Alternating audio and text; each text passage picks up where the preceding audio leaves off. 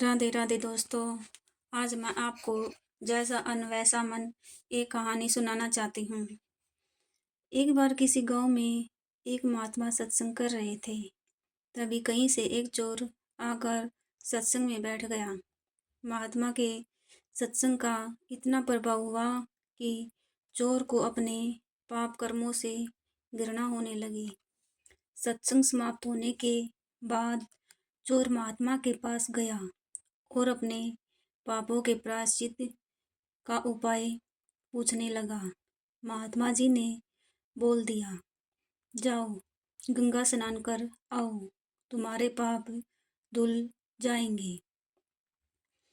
वह चोर तो गंगा स्नान के लिए चला गया, लेकिन तभी वहां बैठे लोगों में से एक युवक खड़ा हुआ और बोला, महात्मा जी, आप कहते हैं कि गंगा स्नान से पाप धुल जाते हैं, तो इसका मतलब ये हुआ कि पाप गंगा जी में समा गए, मतलब गंगा जी भी पापी हो गई। युवक की बात का महात्मा जी के पास कोई जवाब नहीं था, क्योंकि उन्होंने कभी इस बारे में सोचा ही नहीं कि गंगा जी से पाप कहाँ जाते हैं। आखिरकार इस अनूठे प्रश्न का उत्तर जानने के लिए महात्मा जी तपस्या करने लगे। कई दिनों की तपस्या के बाद महात्मा जी पर देवता प्रसन्न होकर प्रकट हो गए और वरदान मांगने को कहा।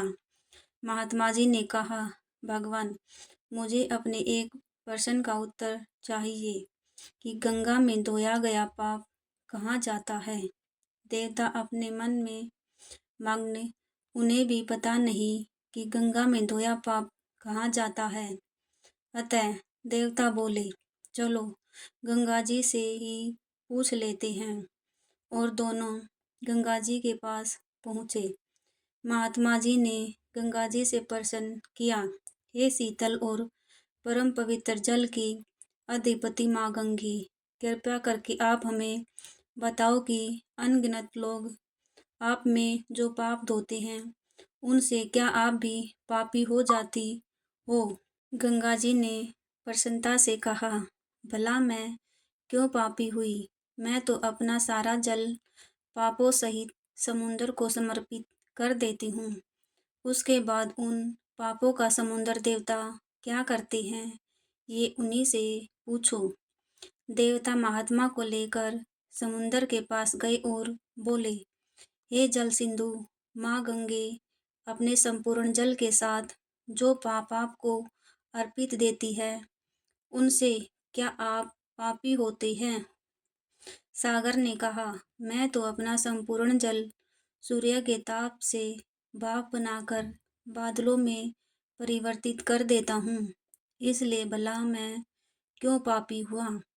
अब देवता महात्मा जी को बादलों के पास ले गए और महात्मा जी ने बादलों के सामने भी अपना प्रश्न दोहराया, हे मेघा, समुद्र जो पापों सहित जल को भाप बनाकर बादलों में परिवर्तित कर देते हैं, तो क्या उन पापों से बादल पापी होते हैं। बादल बोले, भाई, हम क्यों पापी हुए, हम तो सारा जल यथा ऋतु पृथ्वी पर भेज देते हैं। ये प्रश्न पृथ्वी से करो कि वह पापों का क्या करती है। अब देवता महात्मा जी को पृथ्वी के पास ले गए और बोले, हे जगत को धारण करने वाली माँ धरती, बादल जल की बूंदों के साथ पापों की जो वर्षा करते हैं, वो पाप आप में समा जाते हैं, तो क्या उनसे आप पापी होती हो। पृथ्वी बोली, मैं क्यों पापी हुई, मैं उन पापों को मिट्टी के माध्यम से अन्न में भेज देती हूँ। अब ये बात तो आप अन्न से पूछो कि वो उन पापों का क्या करता है। अब दोनों अन्न देवता के पास गए और बोले, हे अन्न देवता, पृथ्वी सारे पाप आपको भेजती है, तो क्या आप पापी हुए। अन्न देवता बोले, मैं क्यों पापी हुआ।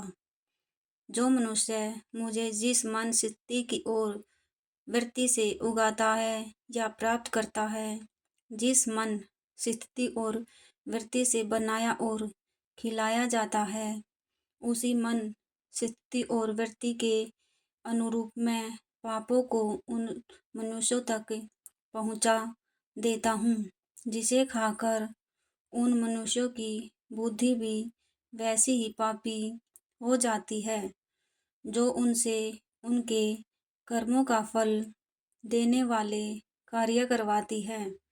शायद इसलिए कहा गया है, जैसा खाया अन्न वैसा होए मन। शिक्षा।